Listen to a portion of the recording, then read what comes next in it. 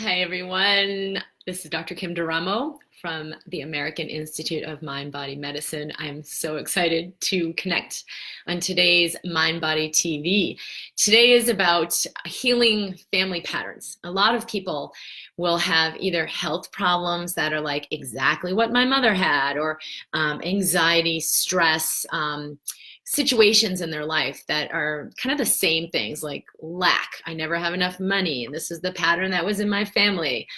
There are a lot of things that we adopt energetically from how we were raised. And then we can be so triggered by our family. Like, you go home for a holiday. I know Eckhart Tolle will say, if you think you're enlightened, go and spend a weekend with your family. There's no one who can bring up our triggers and our unconscious patterns more powerfully than our family. So this, really has a lot of heavy effect on the body and on health. And if you're ready to live in more vitality and fluidity, but you find like you really keep experiencing patterns of lack, not enough time, I'm constantly in overwhelm, not enough energy, I have chronic fatigue, not enough money, I can't seem to get ahead. Like all of these can be linked into how we relate to these old family patterns. And they're also indicative that you are ready to release these patterns so that you can live more freely. So let's dive in. For those of you who don't know me, I am a physician, but I've changed my practice from conventional medicine into a mind-body healing practice because of how much I've seen that the way we think, what we believe into, the conclusions that we buy into, are directly impacting our health and often limiting us from having the health, the vitality, the healing that we're ready for. So people with chronic autoimmune illness, thyroid disease, adrenal fatigue syndrome, fibromyalgia, any kind of chronic illness that isn't getting better will almost always be linked to these patterns. It's the pattern of being, of who I'm being within myself. And that affects your chemistry, it affects your cells, it affects your DNA expression, it affects every aspect of your health. So feel into for yourself now, and welcome to everyone who's joining live. We are creating the podcast, the MindBody TV Podcast, so this will also be on iTunes as a podcast. But feel into for yourself, like, what have I experienced as my family patterns? What do I notice? Or where I'm like behaving just like my mother and like this thing I said I'd never do. Whenever we're in the never or always, I'll never be like that person, we are in resistance. It actually will necessitate that we either develop illness and contraction from trying to not be that, or we find we can't not be that and we end up going into that pattern, and that creates a problem. So where we're in resistance to what is, where we're not complete with our past, our family, where these triggers are going to create those limitations. So what have you noticed for yourself? And I always love to hear, where are you listening from? Where are you joining us from? I know we have had people from all over the world. So just have a few deep breaths for yourself. And then feel into, what are the family patterns I'm still buying into, the beliefs, the ideas. If you don't know what they are, just feel into, where am I having the most pain in my life? Do I have this relationship drama that keeps playing over and over? Do I have money issues that, I always have to work really hard for money, or I work really hard and I still don't have enough money? Do I have energy, time issues, like I'm always overdoing it? I had this experience just this morning where I realized, in practicing awareness, this is like so medicine for every aspect of your body and life. Being aware of what you're feeling will allow you to, like, just in that 10 seconds when things start to come up, to release them, versus later on down the road when they manifest as a physical illness. What am I feeling right now? And I was aware that I was feeling really overwhelmed. I was responding to a person in one of my groups, and I realized I was like, I don't have time to say everything I want to say. I have to get to it later. I have so much going on. And I could feel the contraction around, I have this like 4-hour block when my nanny's coming, and I have so much stuff to do. And it was like, wait a minute. That's not even true. Where am I buying into a lie? Because my body will not lie. My body will always let me know, you're like buying into this contraction that's not true. and invite me to move into the fluidity and ease of what's actually available, what's available right now. Now, I know for me, my mother took care of all three of us kids, did quote unquote it all, like the house and the food and the cooking and shopping and clothes and, all of the things for the house and cleaning. Oh, just that alone, I'm like, and took care of all of us kids. There wasn't a nanny, there was a babysitter on Saturday nights. They had a date night. Great practice, by the way. But she did it, and I know she did it very happily and very joyfully, and that was her mix. For me, it looks very differently. For me to be in my mix of harmony and balance, I have a nanny, I do my work, there's other things, I do yoga, and I know that all of these things assist me in being more fully present as a mom. There's no question this directly nurtures my kid. Of course, it also directly nurtures my body. So when I felt that overwhelm, I was like, wait a minute, I do have everything I need, because this idea, I don't have enough time. It's like, no. I have everything I need. And anyway, I'm not buying into that. I'm not believing that is just a lie. So what is it that's happening here? And it's like, all right, body, what do you have for me? So I could see that, wait, just release trying to be your mom. Release the idea that you need to do it that way, or that that's what's best, or that not doing it like that and having the nanny come more hours is not an inadequacy. It's like, I can just receive that. What if I just let myself receive what I'm ready to receive? And everyone is better off, including my relationship with my mom. So even that 10-second awareness had me see where, I could release the last little thread, the last little, snippet of this old pattern of where am I buying into, I have to be like my mom, or I'm not good enough as I am, or my way is not okay for me. So I let myself have that, and I'm willing to receive more nanny time and know that it doesn't mean I'm not as good a mom. So if there are things that come up for you, like, where do you see yourself being your mom? Or where do you see yourself, like for me, so many years, trying really, really hard to not be your mom or your dad or your, fill in the blank. For me, I know there was a lot of resistance with, because my mom has her own ideas about life, right? She wants us all to do well. She wants us to not die. And there was a lot of fear. So it's like, wait, don't do that. Wait, make sure you do this. And so sometimes she still goes into that. Like, what do you mean you're going on this trip? What do you mean you're going to do that? Because there's fear. It's like, I love you and I care about you and I want to make sure you don't die. Now, do we need to parent from fear? No.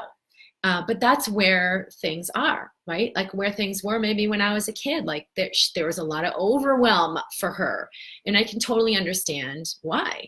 So if there was so much love for the kids, but it kind of it came through that filter of fear, I could really kind of take that on and think, oh, I'm not okay, I'm not safe, or, oh, my mom was too busy, whatever it might be. There's all kinds of BS we can buy into about that.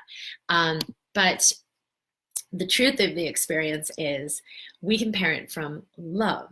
So can I begin to move out of that space of fear and let something deeper come in? I know for myself, operating in overwhelm, even coming on the call is a couple minutes late. I like to be on the call on time because I know we do this regularly. It's every week at 10 a.m. Pacific. So what I've noticed is if I'm a few minutes late, I can come in frenetic, oh my gosh, I got to make sure. Or I can just be like, oh, I'm a few minutes late and I'm in harmony and ease with all that is. That actually speeds things up and helps me remember the passcode and getting into my page or whatever needs to happen. Because we think if we were not living in that fear, then we wouldn't get what we need. Well, if I'm not on high alert, I'm not going to get it fast enough. I'm not going to do what I need to do, or something bad's going to happen. It's totally a lie. So where are you buying into all of that? And can you let yourself just release what you've got on that so you can operate in harmony and fluidity? I know I carried a lot, like I was saying, with my mom in resistance. It's like, the fear, I could feel the fear. And it was like some of the things I was being asked to do or not do weren't necessarily coming from her knowing of oh yeah, that's really going to be the best thing. It was coming from the fear. Don't do this. Wait, make sure you do that. Oh, make sure about this. And so I pushed back, right? And it's like, it's okay. I did that. I knew sometimes it's more important for me to listen to my wisdom than to listen to my mother. But I felt really wrong about that for a long time. Like, oh, you're such a rebellious kid. And then these patterns would be there. They didn't even need to be there anymore, right? Because now I'm like living my own adulthood, but I'd still have a chip on my shoulder about, oh, I'm not going to do it that way, or a chip on my shoulder about the medical establishment. Like, well, I'm going to do it, I'm going to see a midwife and I'm going to do it my way. So instead of just choosing like, this is how we're doing it. When we had my first child, of course, it was more aligned with who I am and what I required to have a midwife. But at the same time, I had this huge chip on my shoulder about not going near the doctor, not going near the medical establishment, which is kind of weird because being a doctor, you'd think I'd be more versed in that community, but it actually had me be more aware of how some of the things we do medically are not what's best for, aligned with the wisdom of that patient. It's more out of this medical necessity of what we fear could happen and what we think should happen that we make choices. So I didn't want to go near that. But was there resistance? Yes. And my mom being like super, super medical, her dad was a doctor as well, and she grew up in Boston, and that's where I was at the time, living in Boston. It's very like the doctor is God.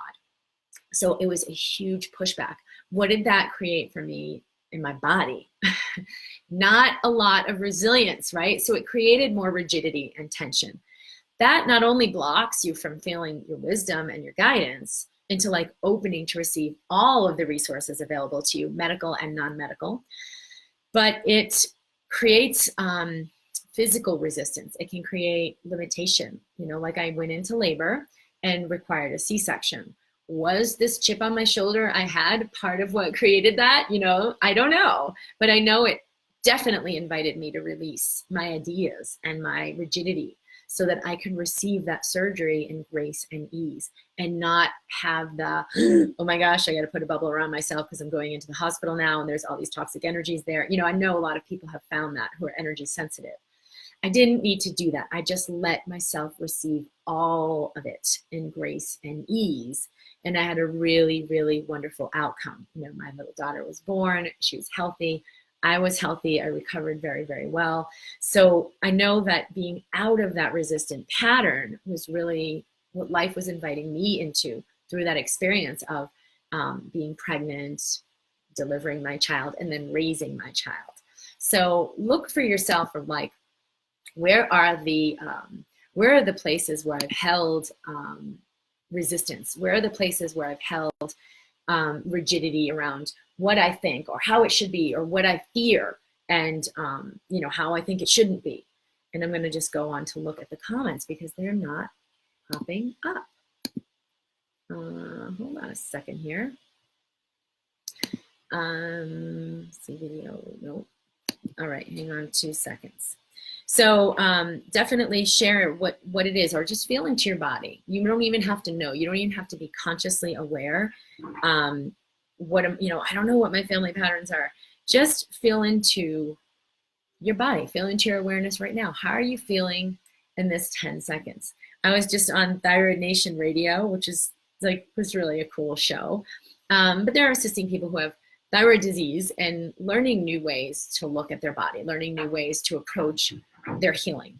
And one of the things that we did was to look at, turn this down, look at how they're connecting with their awareness in their body. Like when I had a chronic fatigue, chronic pain, every time I'd be aware of my pain, there was fear, there was contraction, there was powerless, oh my gosh, it's not getting better, or frustration, I'm doing so much, why is it still there? So that actually interrupted my ability to just be present and feel my body and let pure awareness begin to heal my body. So just practice that right now. Take a few deep breaths. Let yourself breathe. How do I feel in my body right now? And you can first sense your body, like feel your feet, feel your butt, feel your pelvis. Take a few breaths. Okay, I'm going to bring some awareness. If you think you don't feel anything, it's okay. Keep practicing and your brain will start to register. A lot of times it's just been so suppressed. Breathe slowly. And then let yourself be aware. Hi, body. How are you? How are you feeling? Good. Feeling all parts of your body, your belly, your chest, your shoulders, your neck.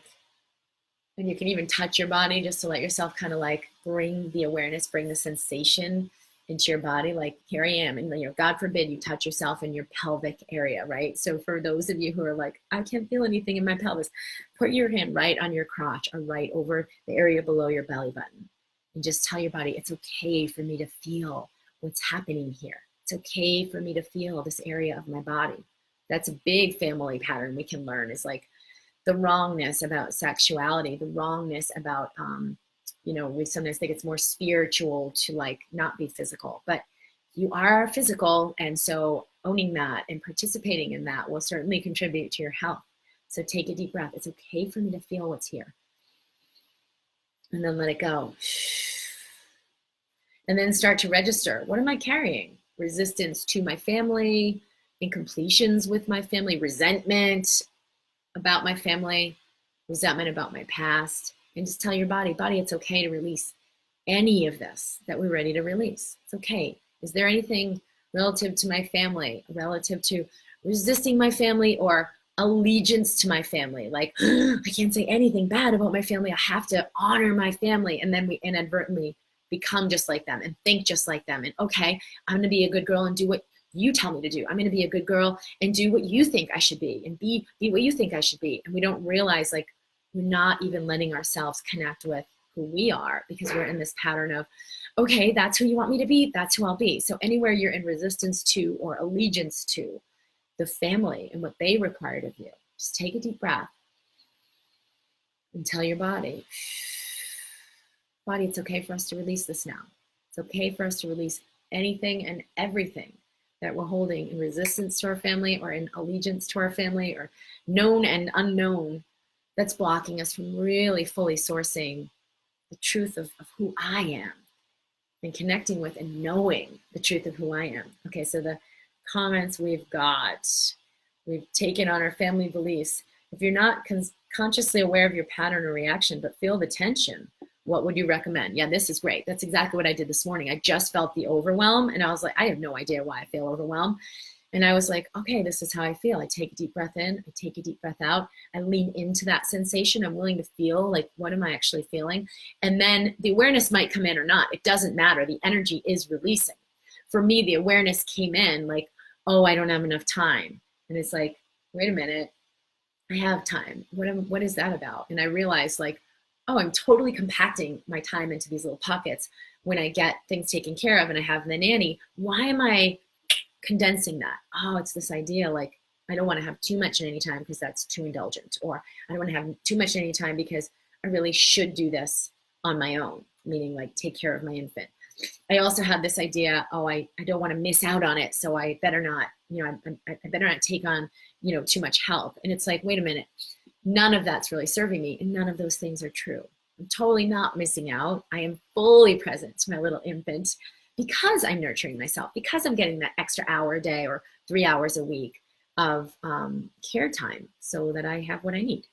The rest of the question, though, what if you don't feel into it? Is it as simple as being present and practicing awareness, like you said? Yes, Chrissy, it freaking is. That is how powerful pure awareness is. I have this whole audio. In fact, I'll put this out as a bonus. Using pure awareness. Let me make sure I write it down because I don't want to forget. Using pure awareness to heal. And I should give the link. So I'll put it drkimd.com/pure awareness. drkimd.com/pure awareness. I'll make sure that's available later on today. Using pure awareness to heal, where I brought the participants in my group, the Embracing Health program, we're using this audio now, where I brought them through this integration and allowed them to witness how much chaos, belief system, BS, the mind puts out that we're trying to deal with and handle and get those questions answered. And we don't realize, like, 90% of that goes away, like, immediately, or 99% of it, when we allow ourselves to come into pure awareness. Like, it just, all the chaos that the mind is creating will just, and I'm in the space of stillness where most things take care of themselves spontaneously and immediately. Can I let myself be in that space of pure awareness?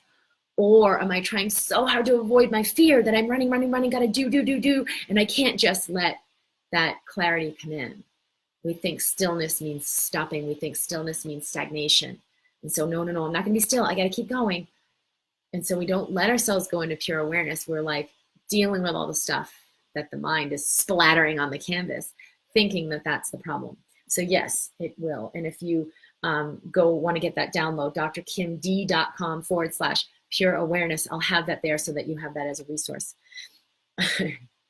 Lisa Nichols, I have not had a haircut. No, it just might look shorter. Evie, okay, good morning, Elaine.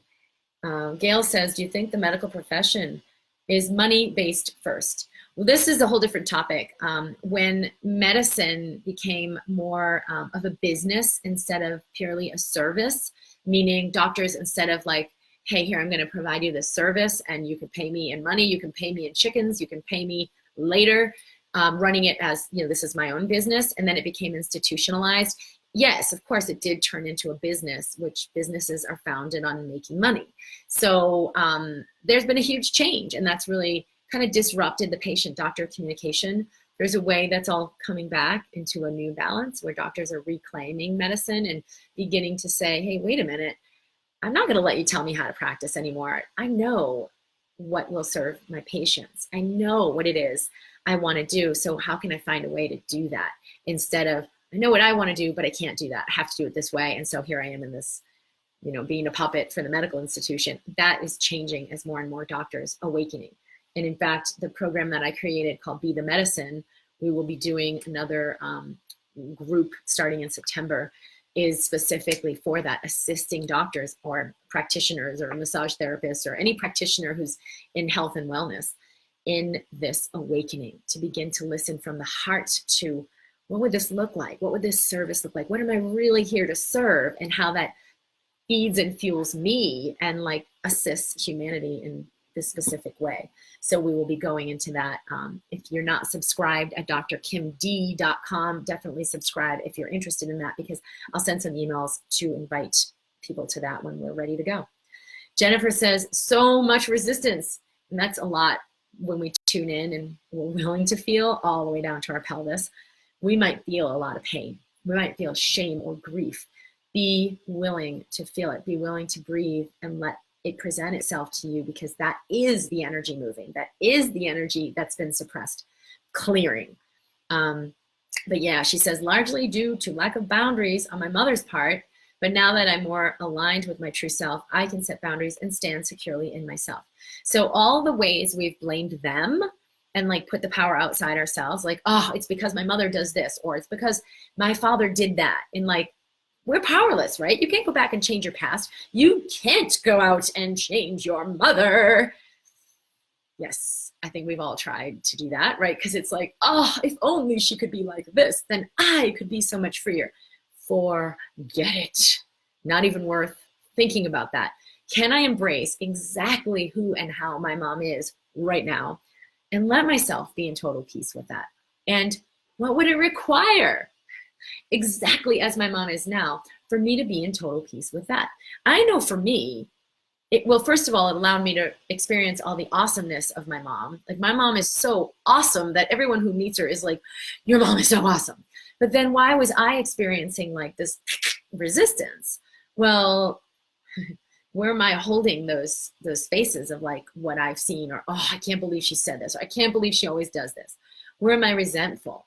When I can release my resentment, I can experience the awesomeness of my mom, but also where I can appreciate like ways where I really didn't get what I needed. And like, all right, it's okay for me to acknowledge that. And so how can I let myself right now receive what that part of me needs, so I don't need my mom to do it in the future, in the now, or in the past, which is definitely not going to happen? How can I let myself, my past self, receive what she needs right now, so then I don't have to carry this resentment toward how it went? My dad was, there was a lot of anger and physicality with rage and anger. And, that was really hard for me as a little kid. And I didn't understand what was going on. And it took me a long time to finally learn to love men.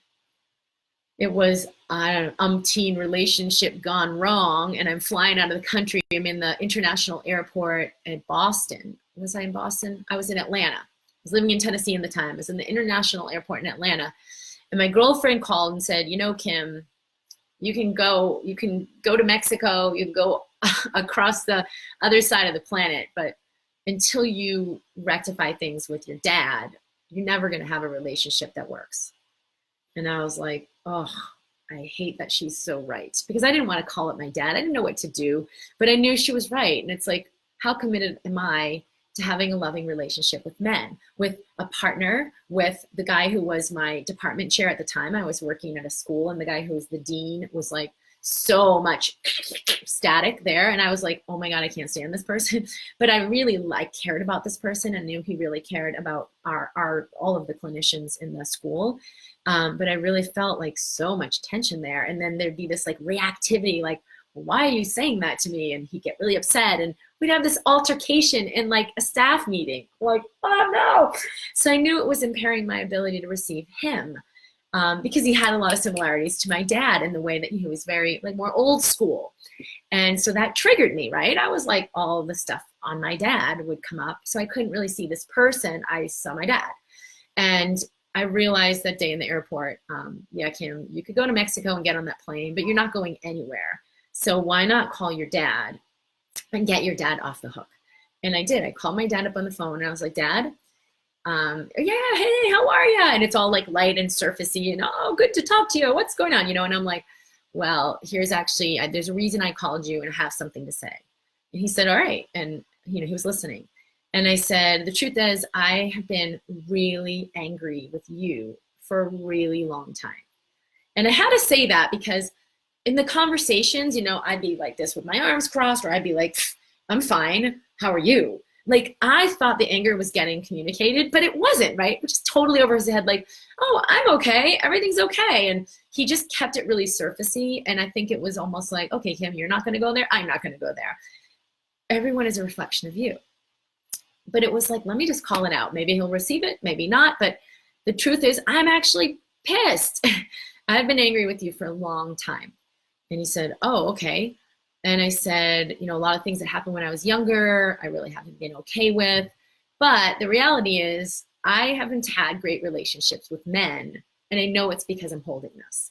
And I want to get you off the hook. I want to let you off the hook for everything that's happened in the past so that I can move on. Like it was for me, right? It's not, okay, I'm going to forgive you. And now I gave you this good thing. No. It's like, I want to honor me, and I want to freaking be free and have awesome relationships with men and have an amazing partnership. And I am ready to let you off the hook. And I forgave him, right? Did he ask for forgiveness? I don't know. I'm sure he would have. But he said, okay. And then he went into explaining, well, it's really hard being a parent, and it doesn't come with a manual, and blah, blah, blah, blah. And I'm like, whoa. There's really no excuse for how it went and why. But I'm ready to just let it go. Not because I understand this reason. I'm ready to let go because I'm ready to let it go.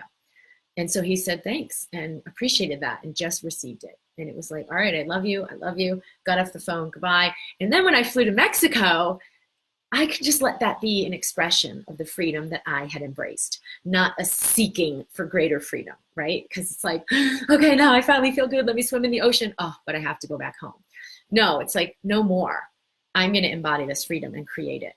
So, that is, that was a long story to go into, because I think where I really wanted to share is where we hold, these resentments from the past. Here I was in my late 30s, I was actually 34, 35, about 34 years old. And here I was for decades carrying this. Like, when am I finally ready to let it go? Well, it's not going to be from him changing or saying, Kim, I know that probably was really hard for you growing up, and I'm really sorry. No, it's like, I've got to look at those parts of me and tell them, I'm sorry, I love you. It's okay this happened. You're right to feel angry. You're right to feel upset. You're right to be really miffed about this. And you can hold that for as long as you want. And I love you. Because when those parts of us receive love, of course they will let things go. That's effortless. It will happen. But we can't make ourselves forgive and forget. We have to allow those parts of us to receive love. Okay. Tiffany says, thank you for joining us today on Thyroid Nation. Tiffany, great to have been there. It was amazing. Evie says, I just heard Matt Kahn say that we can tell ourselves those things we wanted so badly to hear from those important to us. Yes, and Evie, thanks for bringing this up. So when we go into that awareness of like, where am I holding tension? What do I have on my mother? What do I have on my father? What am I ready to release?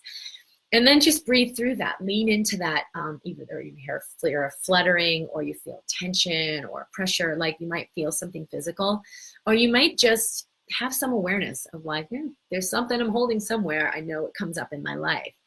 And then let that part of you receive what it needs. Like, all right, what does this part of me need? And you can tell that part, I love you. I'm sorry. Please forgive me. Thank you. That's the Ho'oponopono mantra. Very powerful way to move through this. Evie also says, we are allowed to say them to ourselves. I was always told that I was really bad at making or managing money. I've bought that hook, line, and sinker. I'm learning to let it go. Yeah, so the part of you that took that in, that like, okay, I believe you, and I'm going to be good and buy into your reality and operate that way. The part of you that took that in, or the part of you that's hurting as a result of buying into that, just tell that part, I am sorry. I love you. Please forgive me. And let that part of you know, whenever you're ready, you can let this go. It's not like, you got to let this go right now. It's not okay. Like, release all of the urgency you've got on yourself, because that part of you is like that little 3-year-old. And that 3-year-old is just going to tighten it all up and hold on to it even more when she's scared from your urgency. If you think it's not okay, it's like, you know what? It's all okay. It's okay. I've held on to it this long. It's okay. I had all these relationships that didn't go the way I would have wanted them to. You know, choosing my first marriage, choosing a person from that fear, choosing this person's really going to be able to protect me, and then finding like, oh, that's not really what we're in store for here at all. And being in a relationship that really wasn't a fit for me, for like honoring and nurturing me. I can tell that one, I'm sorry. Please forgive me. And it's okay to let those parts of you take as much time as they need. So like with a little baby, I love you, and the baby's still crying. I love you, I love you. And you don't end up telling that baby like, what the heck's wrong? I just told you I loved you for 15 minutes, and why are you still crying? Like, this is how you want to approach these parts of yourself. All right, hi from Lansing, Michigan, Chrissy. All right, hold on, we've got, okay, good. Any more comments that are coming in? This is so great. I'm carrying so much that I want to let go. Elaine says, wow, I think my daughter should listen to this. It's beautiful if that comes from a space of, you know, hey, daughter, I love you and I'm sorry. And this is a way you can maybe get fed and nurtured in all the ways that it may have been inadequate in the past, because I really do want you to have what you need. But sometimes, and I'm sure that's where you're coming from, Elaine, sometimes we have like troubled relationships and we're like, oh, if only the other person would listen to this, and then I could have an easier time with them. When really our tension, our pain, our struggle is 100% for us to meet. And I really have explored that with my relationship with my mother, who I love so much, but have had like so much tension there. And it's like, okay, what more can I own here to allow it to be fluid, so I can have fun with her again, so I can enjoy being with her and not needing her to own any of it, because that's just may or may not happen. And so if we're in that space of requiring them to change, that's buying into our powerlessness. Michelle says, for my own mom, I can do this, but as a mother, how do we relay this to our grown children that may want to hear this? Oh, that's a great question. As you embrace and clear stuff for yourself, it sort of automatically allows them to receive a new download of awareness. It clears the energy. And when that's cleared, it's less likely that they're going to feel it or hang on to it. And when they interact with you, yeah, it might take a little time for them to move into something new. But let's say you've held all this tension and then you impress that on your kids and maybe were hard on them out of that fear. And now you meet them and like, you've really cleared this. You're in a new space. They will feel the resonance of where you are now. They will feel the space that you're embodying. And so the relationship will change. I've actually worked with a lot of adults whose kids, younger kids and older kids too, had a lot of anxiety or a lot of health problems. And it's like, what can I do for my kid? And when they embodied this work and worked with me, either privately or in the Embracing Health group, found that these things change for their kid. Wow, my kid no longer has anxiety. My kid no longer needs medication. I did set up tappingkids.com with some free resources if that is something you want to move more into. With adult kids, just know that the more you're in your own alignment of self-love and forgiveness, of that holism of, wow, I've met these parts of myself for myself to be the parent I've always needed, it will allow your relationship with your adult child to be in a new space. Even if there's no conversation about it, they will feel a difference. So old patterns will fall away. Very, very powerful. And you can also forward this to them. And like I said, out of a space of, I really love and care about you. And I want to be the best mom I can be for you. And I want you to receive everything you need. Because it's never about like fixing, like you need this. And I remember my mom used to always give me a book. She'd listen to Oprah and they'd have like, brain lock was this one to help with like OCD. I had a lot of anxiety. And so the doctors were like, oh, she has OCD, which really wasn't the actual, they're trying to fit me in a box and it didn't really work. But I read this book. It was incredibly helpful. But I remember her telling me, oh, I saw this book on Oprah and you definitely need this book and you got to read this book and this will help you. Which of course is coming from love, but it's also coming from her. What does Kim need? And it did help. But I remember I asked her like, well, what was the book about? Because there were like 5 or 10 times she did this. And I always really appreciated it. Oh, I don't know what the book, I didn't read it, but you got to read it. So I was like, okay.